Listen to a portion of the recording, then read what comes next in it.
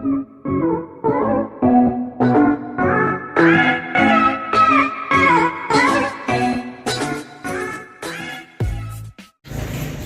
nandito tayo ngayon sa bayan ng Pug. Bumili ako ng bibingka sa Kapangalan. Pasalubong natin pauwi ng Pampanga. So back to Pampanga na tayo ngayon dahil magre-report tayo sa agency. So nakapagbakasyon din tayo. Nakasama natin ng konting panahon yung mga relatives natin dito. So ayan, dito tayo ngayon sa Mugpog, bayan ng Mugpog dito sa amin. So naglalakad na tayo papunta sa tricycle, papunta ng Balanangan Pier. Sakay ulit tayo ng barko papunta ng Lucena.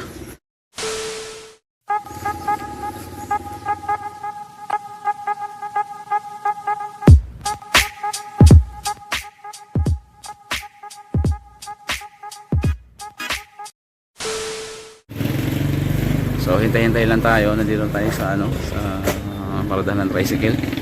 Ayan, pupuno pa ng pasahero. So siguro mga after 30 minutes pa. So tambay muna tayo dito. Naghihintay pa yung tricycle na ibang pasahero pumunta ng Balanangan Pier. Pwede naman mag-special ride, 175 yata. So sayang din yun, pang-merinda natin mamaya pagdating ng Lucena. So kung ano ka, kung maramihan, ang pamasahe ay nasa 75 yata, 75 pesos. So doble pag pag special ka ang bayad. Pero sayang din pang merienda rin natin. So hindi naman tayo nagmamadali, saka mamaya pangalis ang barko 8 o'clock yata. Yun, hintay-hintay na lang tayo na makakasabay na pasahero. Ganyan yung style ng tricycle dito sa amin. Dito sa Marinduque, parang nasira yung diet ko. Napakain ako ng kanin, tapos napakain ako ng seafoods, napakain ako ng ulam na marami, saka yung kanin, saka yung mga prutas at gulay na mataas sa karbo, napakain ako. Pero okay lang, minsan lang naman sa pagbalik natin ng Pampanga, back to normal diet na naman tayo. Saka exercise, hindi ako gaano kapag-exercise dito dahil siyempre dami kang mga relatives pinuntahan, spend ng time. Pero hindi ako uminom kasi ayoko na talaga uminom. Niyaya ako ng pamangkin kung uminom ako, pero ayoko na muna, stop na muna ako sa pag-inom. Yung medyo kakain siguro ng marami pwede pa, pero yung inom ng Alax hindi muna, pass na muna ako dun.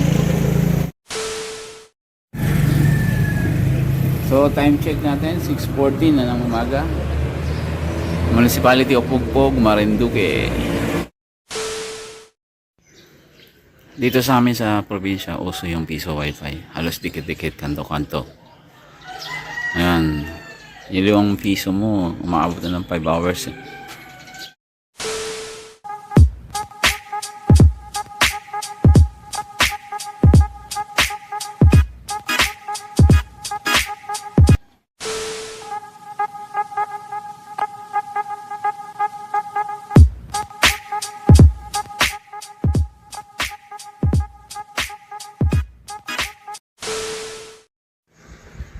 Sa wakas napuno rin tong tricycle. Ngayon paalis na tayo, papunta na tayo ng Balanangan Pier. Kahit paakyat yung daan, maganda naman yung natin takbo dahil sementado. Ayun nga lang, kailangan medyo mabagal lang ang takbo natin dahil sigsag yung daan.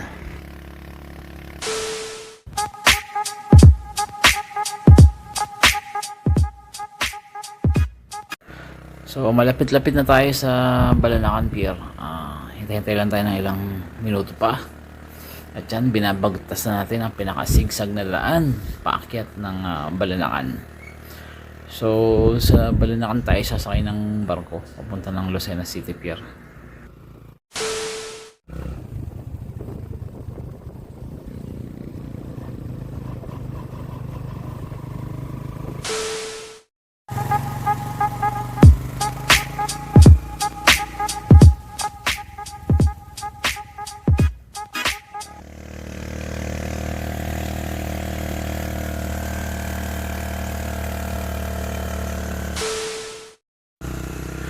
So ayan, finally nandito na tayo sa Balanacan Pier. So tanaw na natin yung mga isla, tanaw na natin yung mga barko.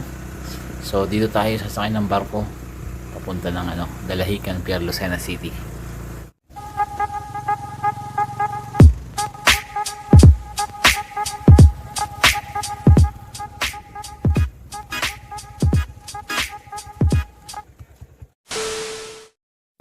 Ayun, balis na yung barko na naman, oh. Lagi akong last 2 minutes.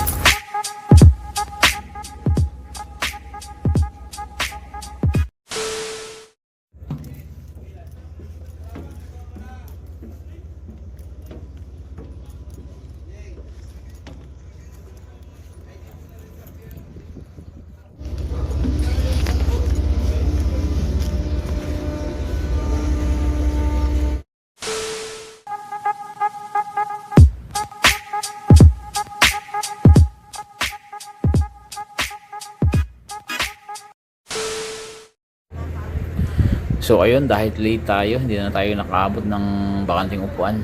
Lahat occupied na. Pero okay lang, picture lang muna tayo dito sa barko. Saka vlog lang muna tayo. So this muna tayo, standing position muna tayo ngayon.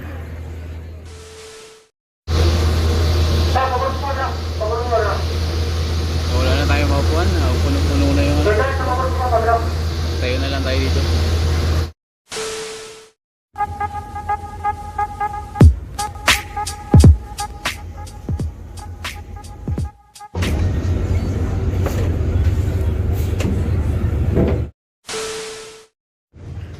Ayan, time check muna tayo. Past 8 na ng umaga, nagdalive na tayo papunta ng Dalahican Pier. Sakay tayo ng Star Horse Shipping Line. So ayan, palabas na tayo ng Balanacan Pier. Makikita mo yan, mga isla-isla na yan. Part pa rin ng Marinduque Province yan. So dahil naubusan tayo ng upuan, dito na muna tayo nakatayo, picture, vlog sa harap ng barko. So minsan lang tayong umuwi ng province, kaya sulitin na natin. Ngayon na ulit tayo nakasakay ng barko.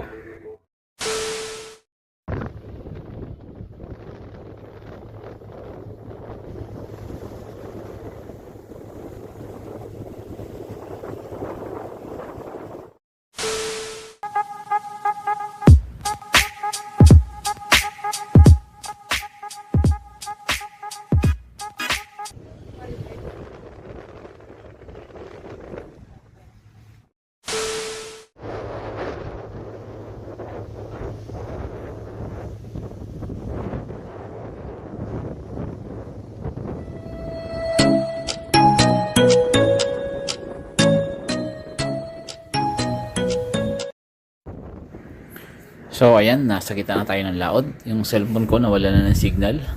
So maya uli, babalik na uli yung signal niyan. Mga ilang oras pa, nasa Dalahican na tayo.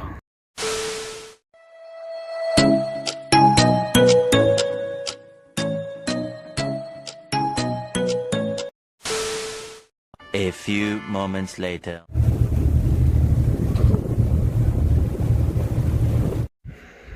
Ayun, sa wakas nakarating na tayo ng Dalahican Pier na safe na safe. So ngayon pababa na tayo ng barko, then sasakay naman tayo ng bus papunta ng Buendia, Manila.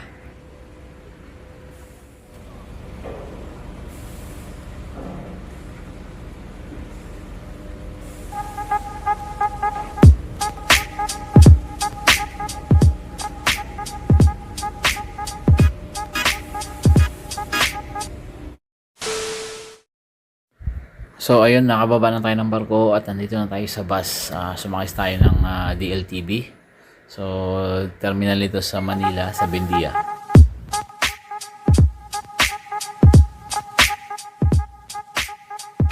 Sa Avenida naman tayo sasakay ng bus papunta ng Pampanga.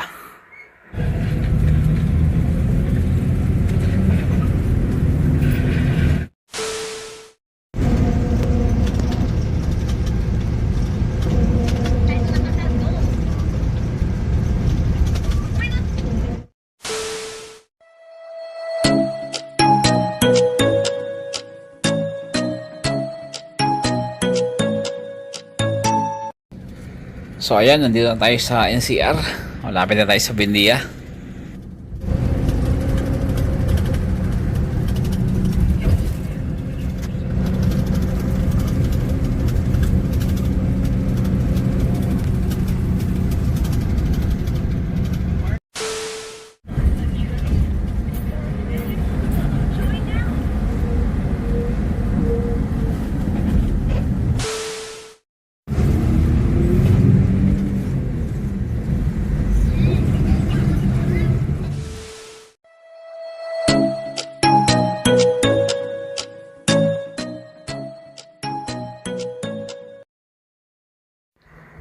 Ang haba ng biyahe natin ngayon from Lucena to Manila.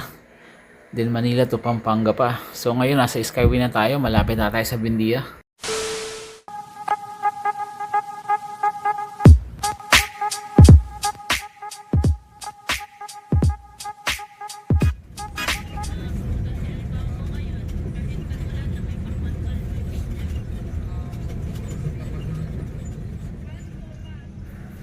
Ang ganda ng view dito. Tanaw na tanaw yung mga high-rise building.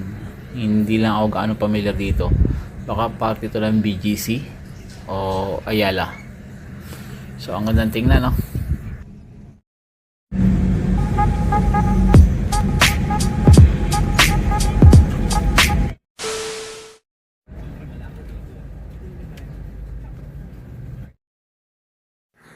So finally nandito na tayo sa terminal sa Bindia.